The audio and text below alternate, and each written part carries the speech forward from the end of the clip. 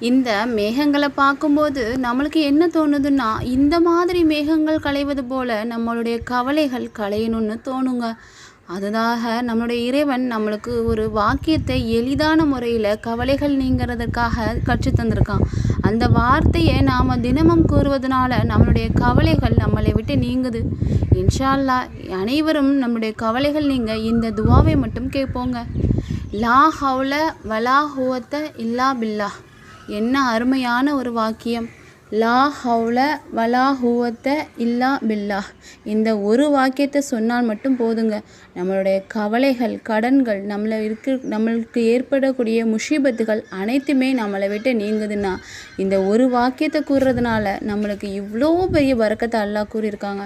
இன்ஷா அல்லாஹ் அனைவரும் லா ஹவுல வலா குவத்த இல்லா பில்லாஹ் என்ற ஒரு வாக்கியத்தை கூறிக்கிட்டே இருப்போங்க. இன்ஷா அல்லாஹ்.